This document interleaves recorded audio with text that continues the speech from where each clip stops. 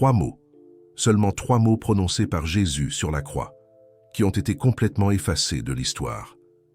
Et lorsque Spinoza a découvert quels étaient ces mots dans les manuscrits originaux en araméen, il a compris pourquoi l'Église avait ressenti le besoin de les altérer. Parce que si les gens savaient ce que Jésus a réellement dit dans ses derniers instants de vie, tout le christianisme tel que nous le connaissons s'effondrerait. Aujourd'hui, vous allez découvrir ces 3 mots. Et vous allez comprendre pourquoi ils ont été cachés pendant près de 2000 ans. On vous a appris que Jésus avait dit « Père, pardonne-leur, car ils ne savent pas ce qu'ils font. » Ou peut-être avez-vous appris qu'il avait dit « Tout est accompli. » Ou encore « Père, je remets mon esprit entre tes mains. » Mais voici le problème que personne ne vous raconte. Les 4 évangiles présentent des versions complètement différentes des dernières paroles de Jésus. Matthieu et Marc disent une chose, Luc en dit une autre, Jean dit quelque chose de complètement différent. Comment est-il possible que les écrivains qui étaient censés avoir été témoins du même événement ne parviennent pas à se mettre d'accord sur les dernières paroles de l'homme le plus important de leur histoire? La réponse est simple et troublante. Aucun d'eux n'était là. Et les mots qu'ils ont écrits ont été choisis pour servir des objectifs très spécifiques. Des objectifs que Spinoza a démasqués lorsqu'il a eu accès aux textes originaux.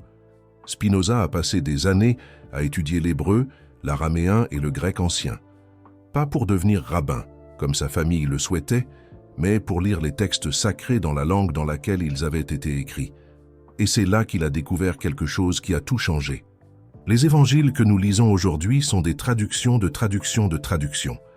Et à chaque traduction, des mots ont été modifiés, des significations ont été inversées, des vérités ont été cachées. Mais les manuscrits les plus anciens, ceux écrits en araméen, la langue que Jésus parlait réellement, racontent une histoire très différente.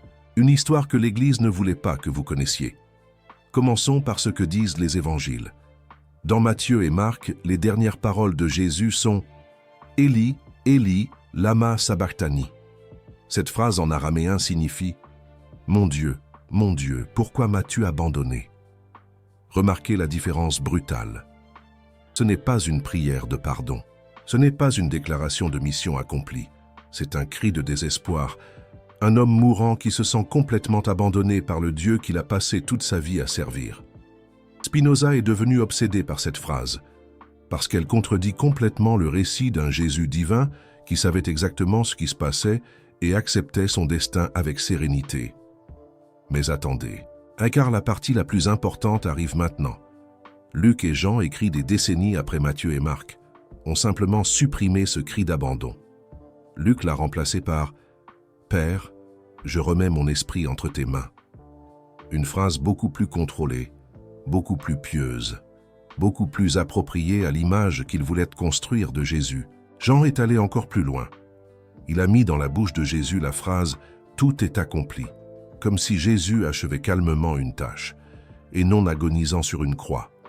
Spinoza a posé la question que toute personne rationnelle poserait, si les auteurs des évangiles enregistraient la vérité historique. Pourquoi ont-ils modifié les mots les plus importants que Jésus ait jamais prononcés? La réponse qu'il a trouvée l'a conduit à l'excommunication. L'Église avait un problème. Un Jésus qui meurt en criant « Mon Dieu, pourquoi m'as-tu abandonné ?» ne fonctionne pas pour la théologie qu'il voulait construire. Ce cri suggère le doute. Il suggère que Jésus, à ce moment final, n'était pas sûr du plan divin. Il suggère qu'il était avant tout humain, profondément, terriblement humain. Et cela ne servait pas les desseins de l'institution qui était en train d'être construite en son nom. Alors les mots ont été changés, dans certains manuscrits adoucis, dans d'autres complètement remplacés. Vous vous souvenez quand j'ai dit que Spinoza avait découvert 3 mots spécifiques qui avaient été altérés? Voici la première grande révélation. Le mot araméen que Jésus a utilisé pour Dieu dans ce cri n'était pas le mot commun pour Dieu. C'était un mot beaucoup plus intime. Un mot qu'un enfant utiliserait pour appeler son père. L'équivalent le plus proche en français serait « papa ». Jésus ne faisait pas une déclaration théologique.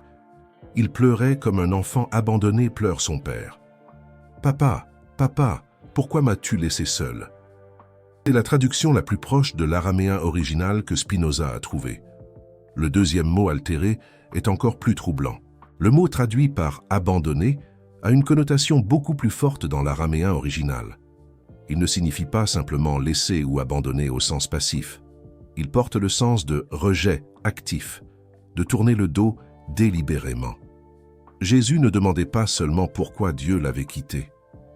Il demandait pourquoi Dieu s'était retourné contre lui, pourquoi Dieu l'avait rejeté. C'est une distinction cruciale qui a été systématiquement effacée des traductions. Le troisième mot est celui qui a causé le plus de problèmes à Spinoza lorsqu'il l'a révélé. Le mot traduit par « pourquoi » en français vient d'une expression araméenne qui peut aussi être traduite par « dans quel but » ou « avec quel dessein ».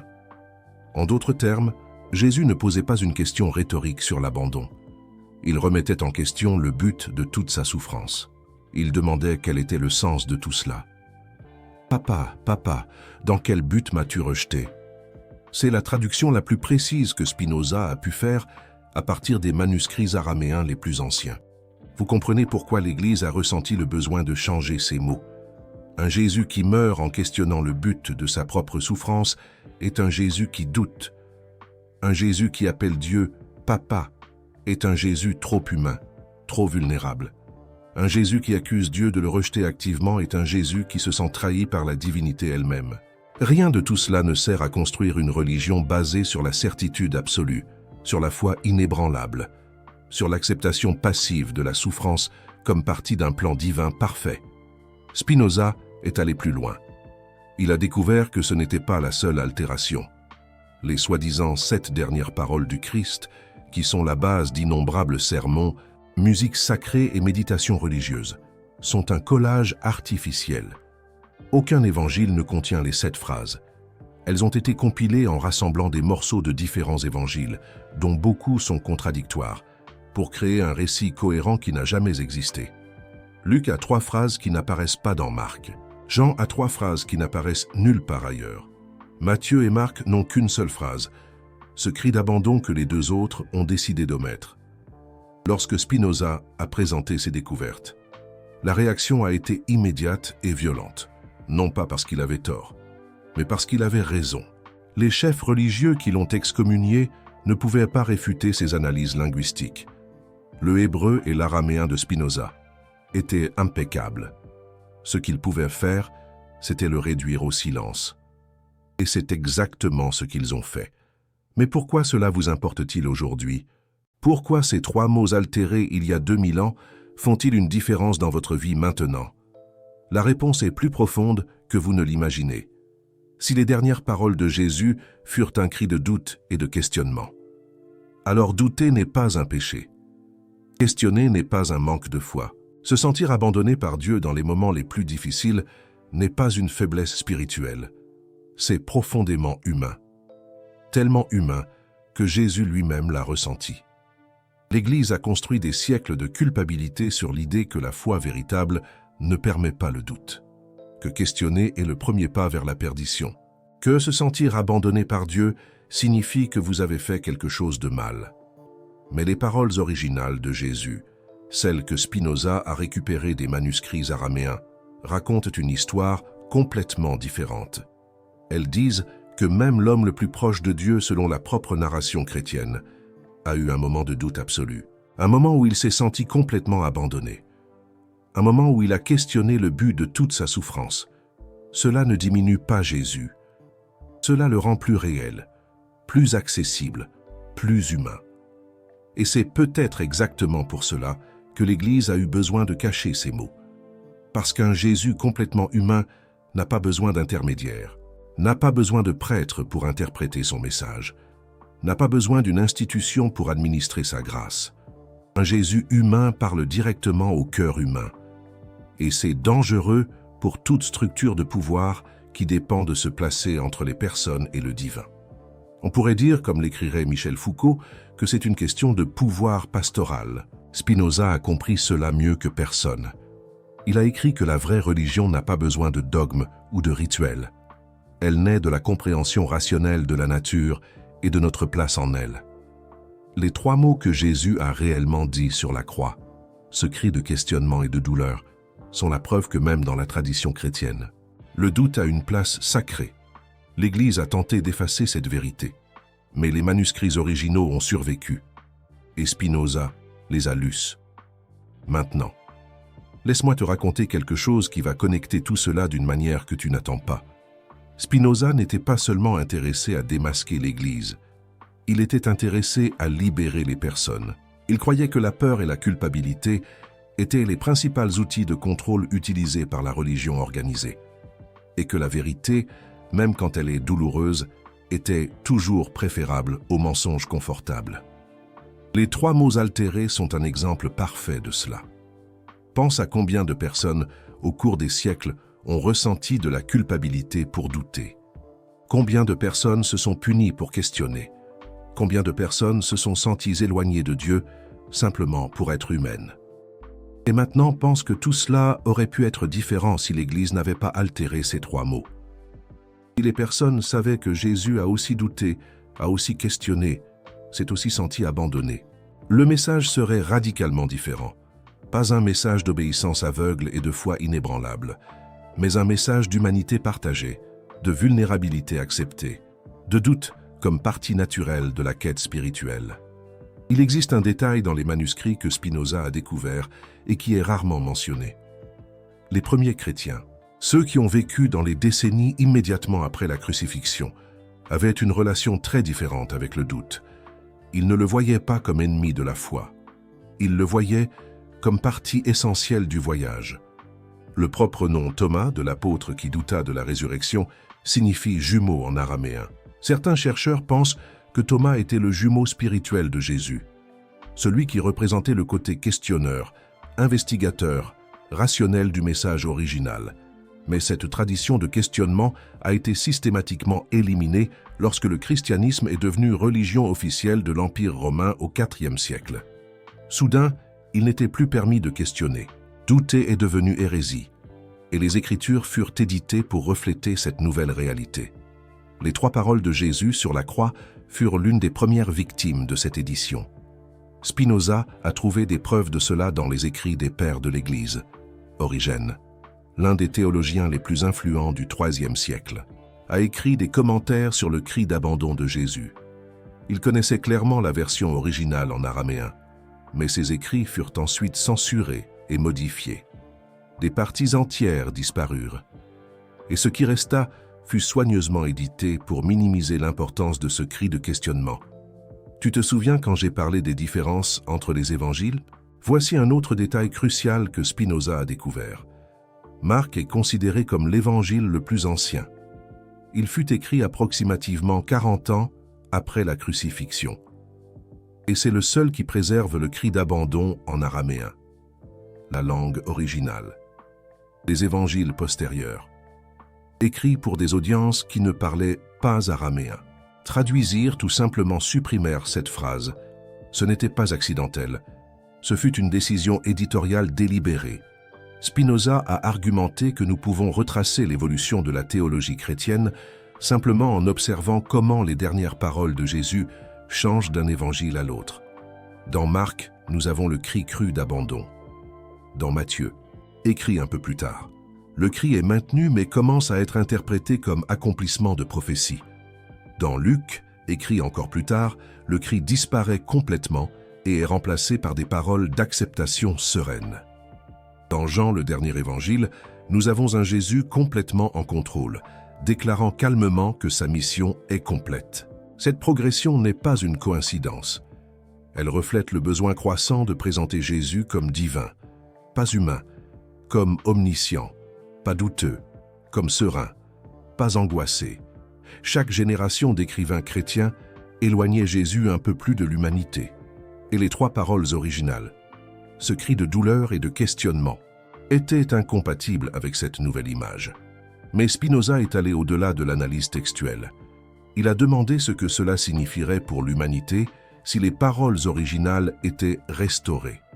Si les personnes savaient que Jésus est mort en questionnant, pas en acceptant passivement.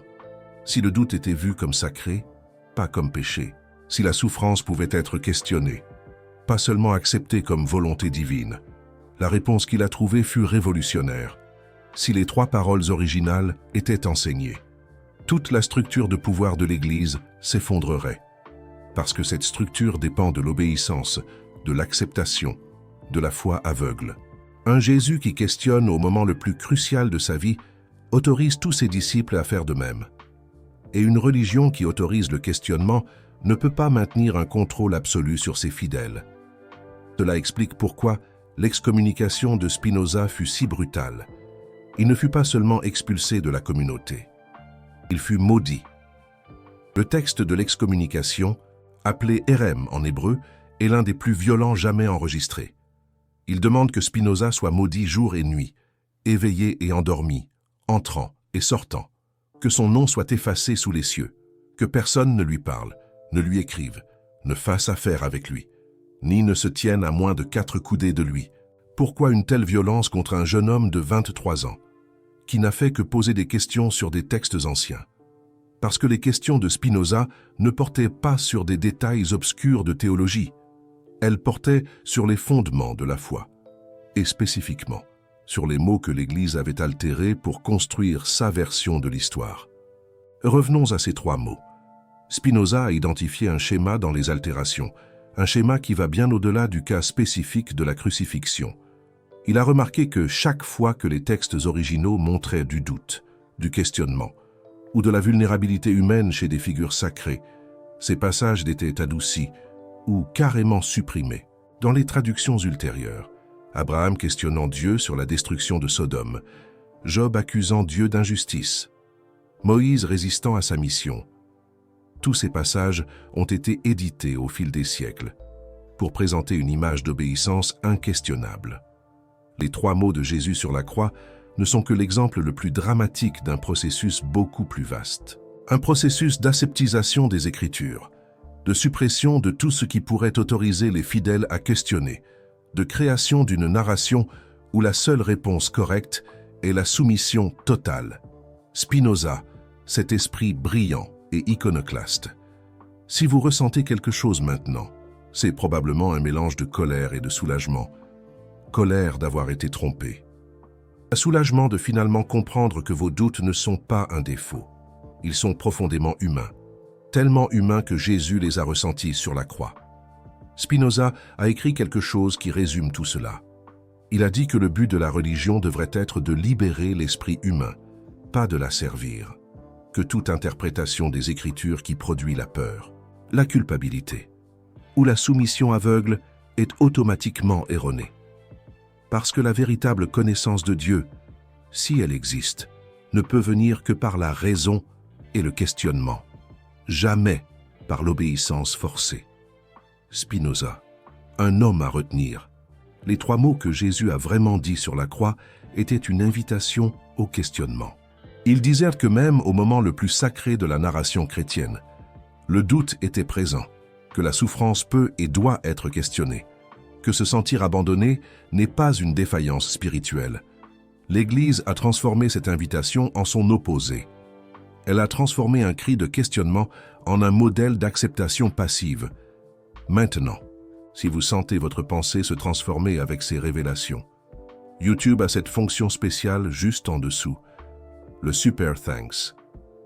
Quand vous cliquez sur ce cœur doré, ce n'est pas seulement un soutien financier. C'est vous qui dites que des vérités comme celle-ci doivent continuer à être révélées, que des informations qui ont été cachées pendant des siècles méritent d'atteindre plus de gens. Spinoza a été excommunié et persécuté pour avoir découvert ces choses. Aujourd'hui, nous pouvons les partager librement. Chaque Super Thanks est une façon de dire que vous choisissez la connaissance plutôt que le confort, la vérité plutôt que la tradition, le questionnement plutôt que l'obéissance aveugle.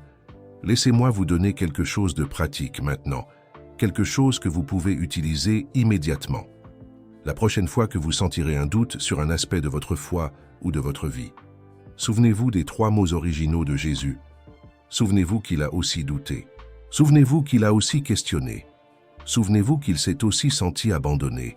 Et alors demandez-vous, si Jésus pouvait questionner, pourquoi pas moi?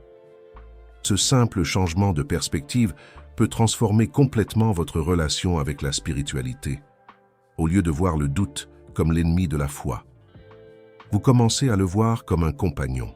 Au lieu de vous punir pour avoir questionné, Vous vous autorisez à enquêter. Au lieu d'accepter passivement la souffrance, vous vous permettez de demander pourquoi.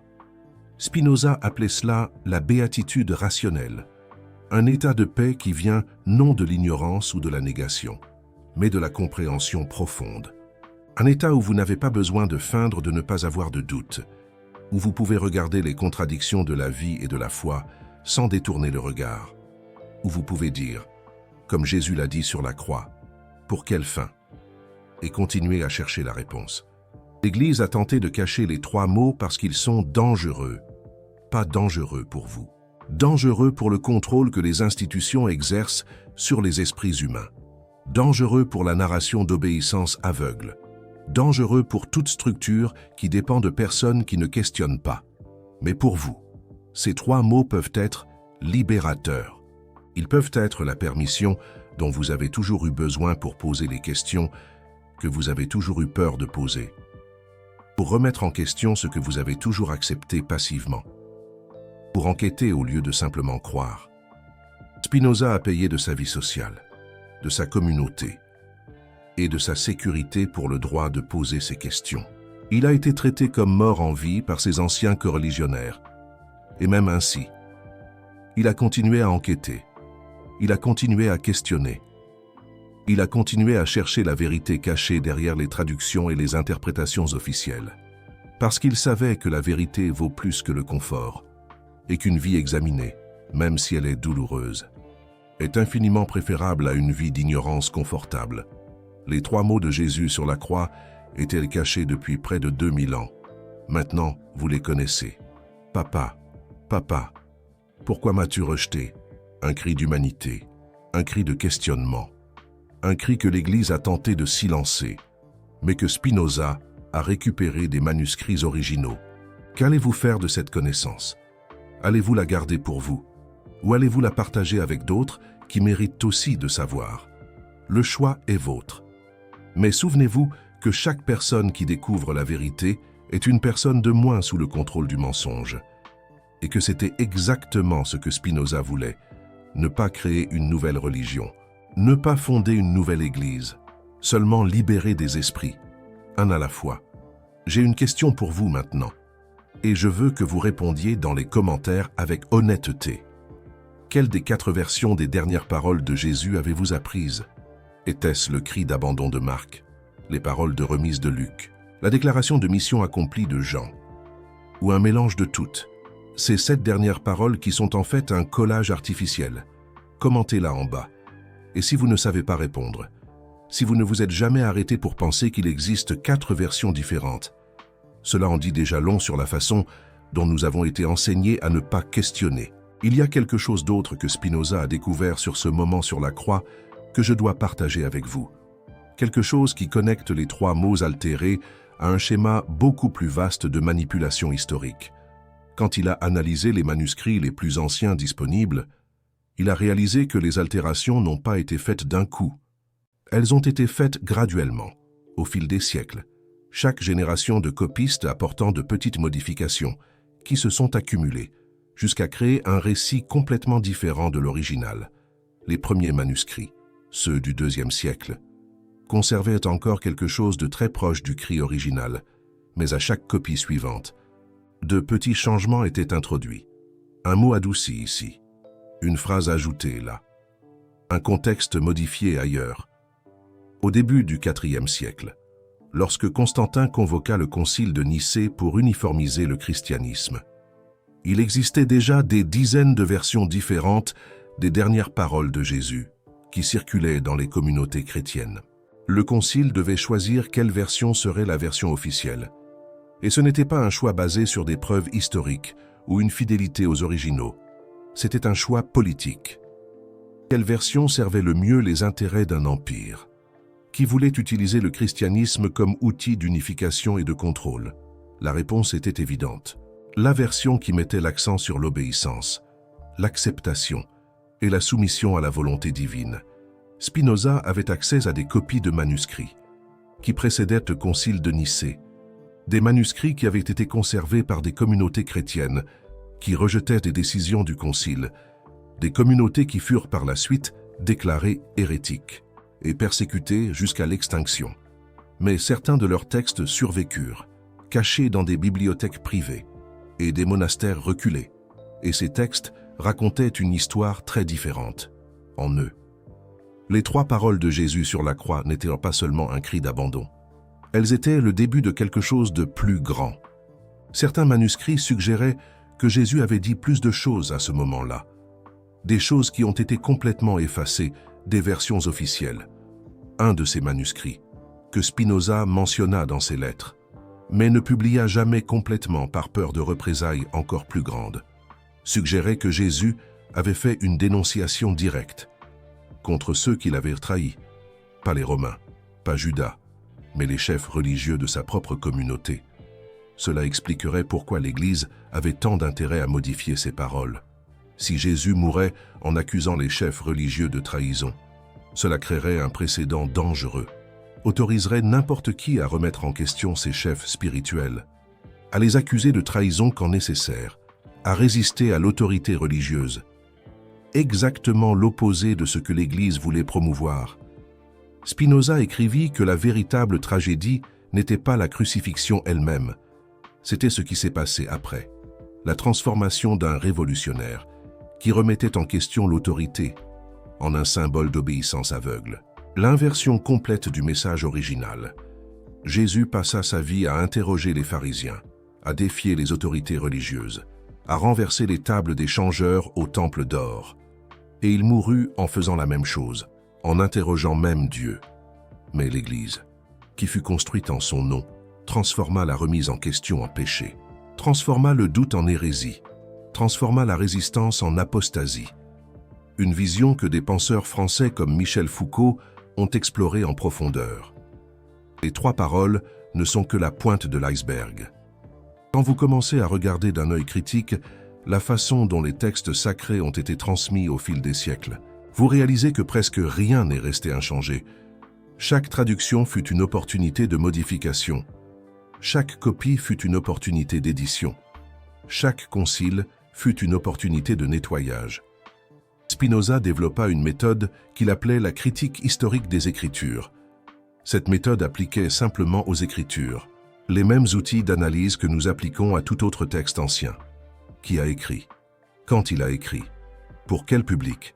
Dans quel but? Quelles versions antérieures existaient? Qu'est-ce qui a été changé entre une version et une autre? Pourquoi ces changements ont-ils été faits? Quand vous appliquez ces questions aux dernières paroles de Jésus sur la croix, les réponses sont révélatrices.